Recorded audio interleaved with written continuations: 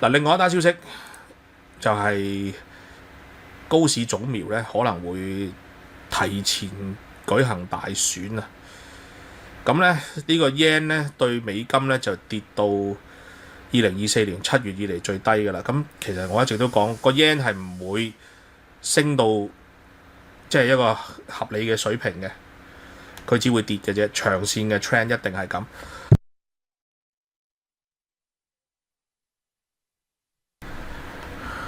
嗱，咁個情況係點嘅咧？即係而家嗰個 yen 再加埋呢個高市早苗可能提前大選，咁對 yen 嘅影響好負面嘅。嗱，因為高市早苗喺財政同埋貨幣政策咧都係鴿派嘅，佢係秉承翻呢個之前嗰條死咗嗰條安倍晉三，即係我咁講可能好唔尊重啦，有人覺得，但係冇辦法，我對佢哋係咁噶啦即係呢個安倍晉三佢就一向都係鴿派，又可以寬鬆，又可以更高赤字嘅財政政策。即係日本政府佢啲官員就算暗示話會干預匯市去支持個 yen， 其實我哋話俾你聽，之前我都講過，你唔使理佢嘅，支持唔住嘅。其實係而家個 yen 係$1對159，咁呢個應該會再跌添咁歐元對美元都係跌，其實英鎊對美元都係跌。而家對美元近期升水係得澳元同紐元，個情況係咁樣。咁而家日本金融市場咧就係由政治引發出嚟嘅完美風暴，可以話係。而家個 yen 係逼近160 yen 對$1個心理防線㗎啦。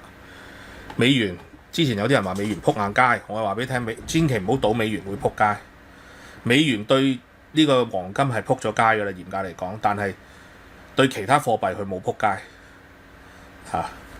而家市場對呢個高市早苗經濟學可能帶嚟嘅財政失控呢，其實係有個不信任票。呢個高市早苗頭先我講過，安倍晉三經濟路線嘅忠實繼承者，鴿派立場本身就已經係俾人沽 yen 㗎啦。呢個而家佢仲傳出嚟要提前大選，即係要民意授權去做一個更加激進嘅財政擴張。即係日本央行佢唔會再加息㗎啦。其實即係我認為冇得再加。咁個 yen 同美元嘅息差再拉開，咁個 yen 自然收皮。佢提前大選係等於咩呢？其實即係而家日本嗰邊佢哋話要提前大選，就係好有可能就係勁印銀紙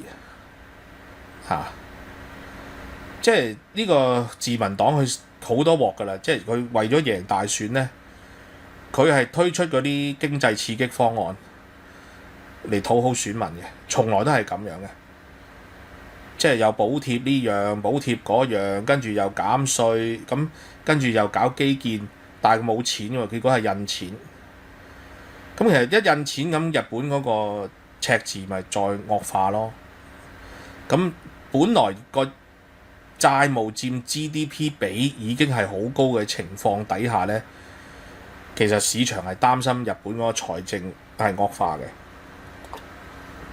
所以而家呢，佢就掉個 yen。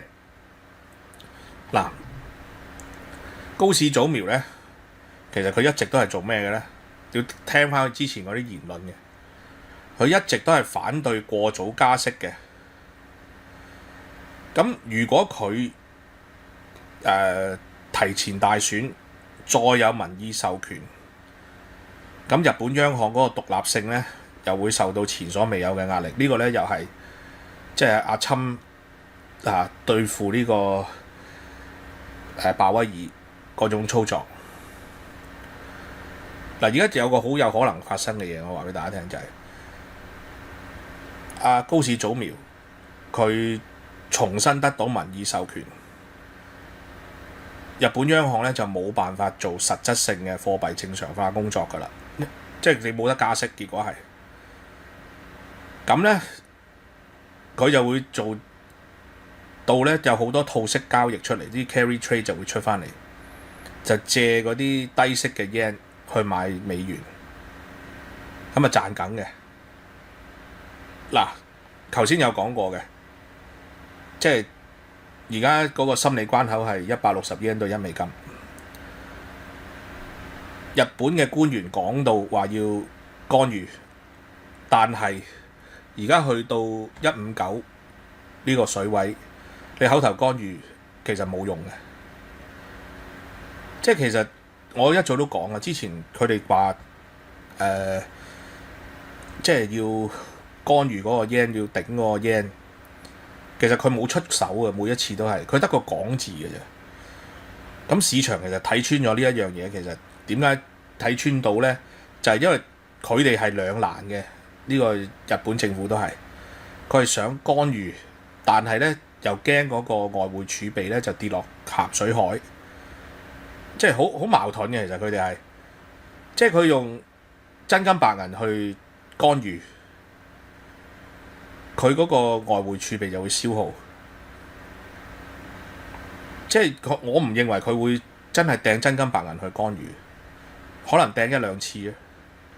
即係因為160嗰個關口咧，我又係實穿硬嘅，其實就係、即係呢啲係穿緊嘅。如果個 yen 係穿160，咁日本係會有輸入性通脹嘅。嗱，咁有咩會有着數？日本嗰啲出口商咧就會升嘅嗰啲股票。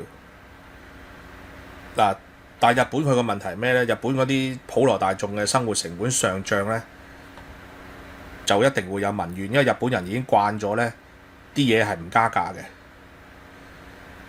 咁如果啲嘢開始加價咧，咁高市早苗未必可以鞏固佢嘅權力。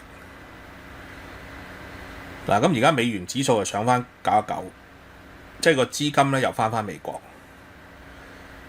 嗱，阿侵佢而家又搞貿易保護主義，跟住再加埋日本推行財政擴張，雙重夾擊，個 yen 咧就唔再係嗰啲咩避險貨幣嘅啦。即係日本資產係咪避險資產？樓就肯定唔係，我就同大家講。但係如果你跟巴菲特去買嗰啲日本商行嘅股票咧，而你係借到 yen 去買嘅話咧，你係賺緊嘅。呢啲點樣做？咁你同 iBank 傾啊，有得做噶啦。咁當然啦，即係而家 yen 咧就應該係我認為係變咗風險資產嘅融資貨幣嘅啦。佢就唔係避險，啲人就借個 yen 去買其他嘢。即係你一係就買日本嗰啲股票，一係就買其他嘅貨幣。嗱，而家仲有個情況，個 yen 再貶值咧，對於亞洲其他貨幣嚟講都係會有好大壓力嘅。即係韓國、台灣地區大陸，其實都係日本出口競爭對手嚟嘅。為咗保持翻嗰個出口嘅競爭力咧，有可能咧呢啲貨幣都會貶值嘅，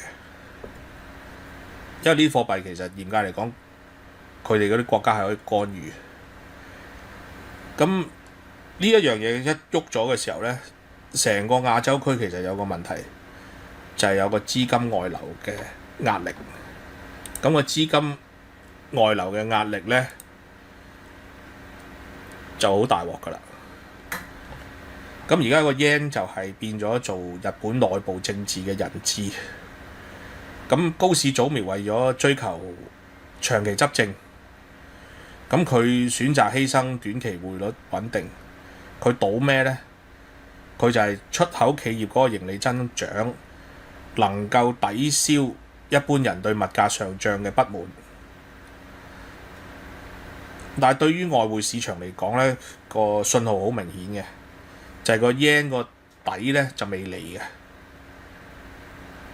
即係而家個情況咧就係你未大選之前，同埋日本央行真正出手掟錢去揸盤之前咧，即係而家沽個 yen 咧，其實就好穩陣。即係你沽個 yen 去買其他嘢係穩陣到不得了。嗱，個 yen 貶值咧對日本嘅股市嚟講咧係利好喎，反而係嚇。同埋個情況就係佢哋貶值咧，其實會吸引多咗遊客嘅。咁會多咗遊客，咁其實對佢哋個經濟嚟講又唔會差得去，即係又唔會負面嘅影響。當然你話而家國內冇人去日本，但我同大家講啦，即係香港人又唔會理國內做乜㗎啦。即係香港人去日本使錢係使得好瘋狂嘅，我自己見過好多㗎啦。咁其實日本而家個 yen 超跌嘅環境，即係值得吸入佢哋股票嘅板塊就一定係出口主導嘅公司，即係要避開嗰啲咧就係、入口嗰啲咯。咁你話啲商行嗰啲咪入口嘅咯咁，嗰啲商行又唔係淨係做入口嘅，佢哋做好多嘢嘅。即係日本幾大商行，即係你可以話係5大商行啦，其實財閥啦，佢哋基本上係賺緊嘅喺而家呢個環境。點解佢係賺緊咧？因為佢哋有做銀行㗎，你要知道，佢哋唔會蝕水㗎。喺呢啲環境之下，即係呢個就係巴菲特點解會掟咁 Q 多錢落去嘅原因啦。嗱，好啦，翻去講下侵。